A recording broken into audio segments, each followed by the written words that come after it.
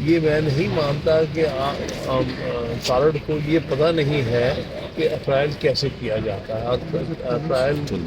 کیا ان اصولوں پر ہوا کہ نہیں، لیکن ان کے مفادات اس وقت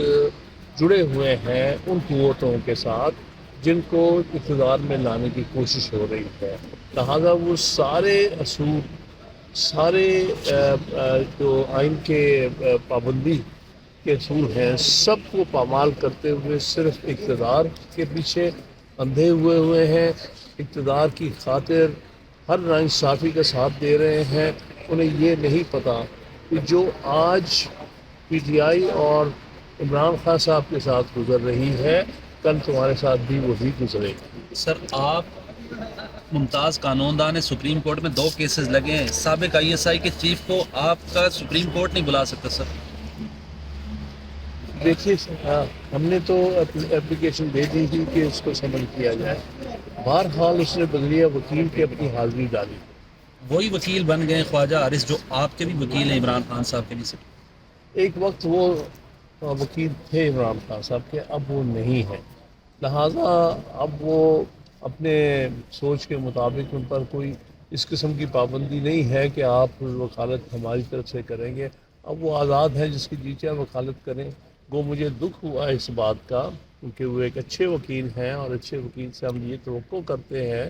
کہ وہ ان لوگوں کا ساتھ نہ دیں جنہوں نے اس ملک میں جمہوریت اور آئین کی شکل بگاڑ دی۔ بہت شکریہ بیرسٹر سلمان۔ سسٹم نواز شریف کے خلاف تھا، پی ایم ایل این کے خلاف تھا، لیکن آپ کہہ رہے تھے مٹھائیاں بانٹی جا رہی تھی، خوشیاں منائی جا رہی تھیں، تو میرے خیال سے اس وقت آپ کو اس سسٹم کے خلاف نہیں بولنا چاہیے تھا۔ میں نے تو کبھی نہیں کہا تھا،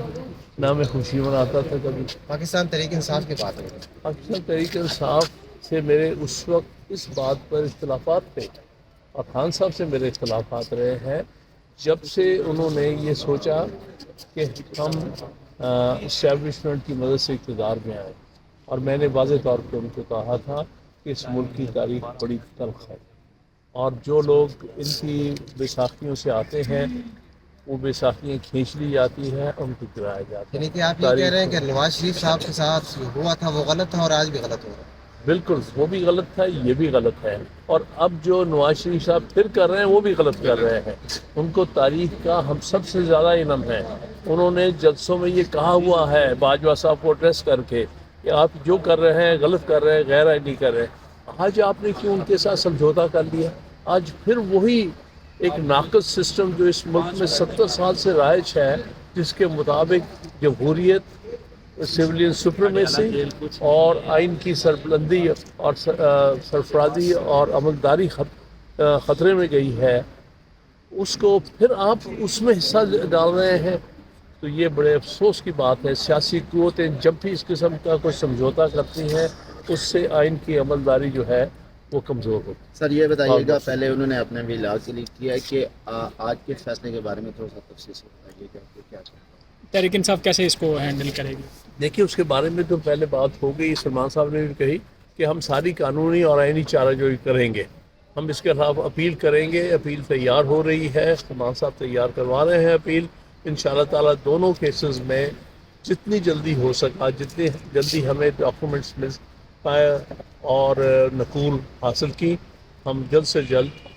اپنی اپیلیں فائل کریں گے اور قانونی چارہ جوئی بڑی ایکٹیولی اس کو پرسو کریں گے۔